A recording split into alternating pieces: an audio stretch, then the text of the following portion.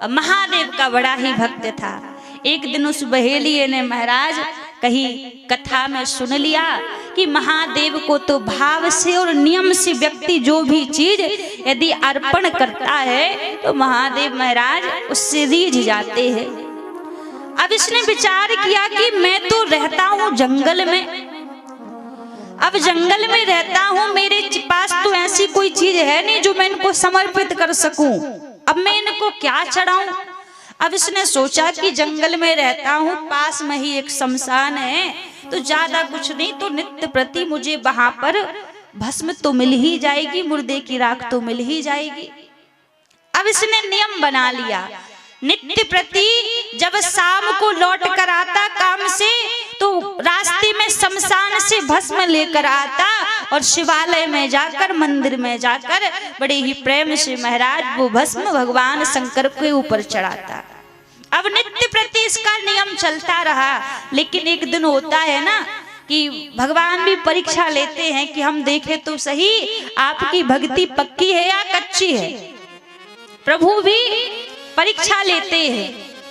अब एक दिन क्या हुआ, ये जब भस्म लेने के लिए गया तो उस दिन महाराज पूरे दिन भर बरसात हुई, इतनी बरसात की शाम को जब शमशान में पहुंचा तो महाराज भस्म कहाँ, वहां तो पानी पानी भरा हुआ है।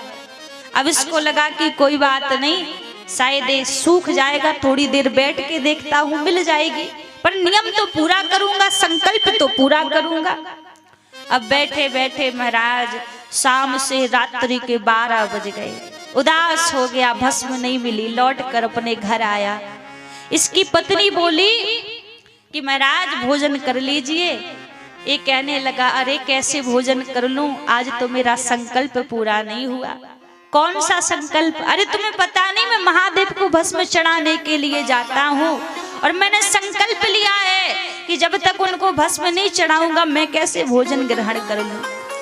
पत्नी बोली आप बाहर देख रहे हैं, ऐसे मौसम में एक शमशान में क्या आप 10 शमशान में चले जाओ तो भी भस्म नहीं मिलेगी, बरसात इतनी हुई है।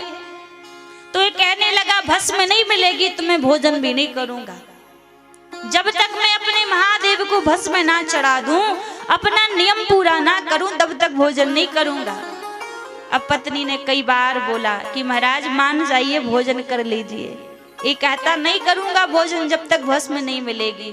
अब पत्नी का कर्तव्य क्या होता है कि पति यदि कोई संकल्प ले तो संकल्प को पूरा करने में उसकी सहायता करे।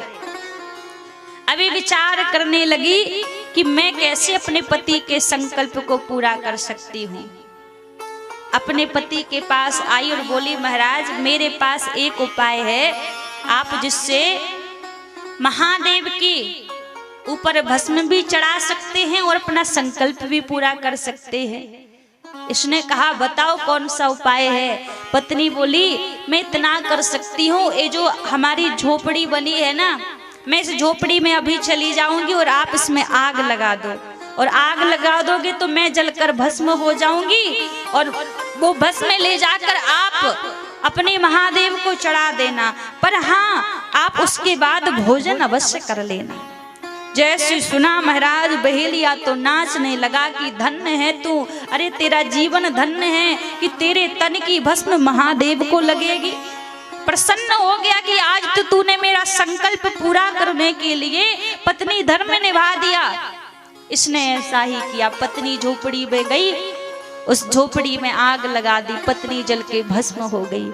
अब उस भस्म को ले जाकर नाचते नाचते झूमते झूमते मंदिर तक पहुंचा और जैसी महादेव को वो भस्म चढ़ाई, महादेव प्रसन्न हो गए, प्रकट हो गए।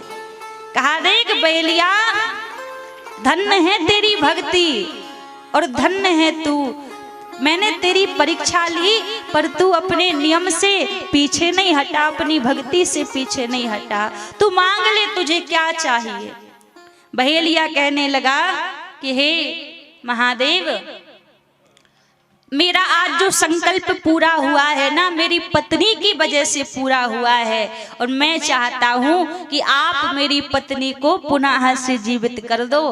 भगवान शंकर बोले जरा पीछे मुड़कर तो देखो, पत्नी तो पीछे ही खड़ी थी। बोले तो मेरी परीक्षा थी, मैंने परीक्षा ली है।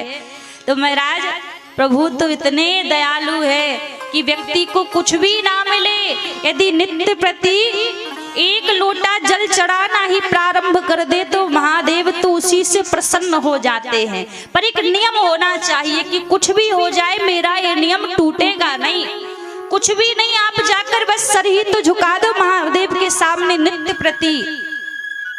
इसमें लगता क्या है, वैसे ही प्रभु की कृपा हो जाएगी, महादेव तो वैसे ही रीझ जाएंगे, क्योंकि कहा गया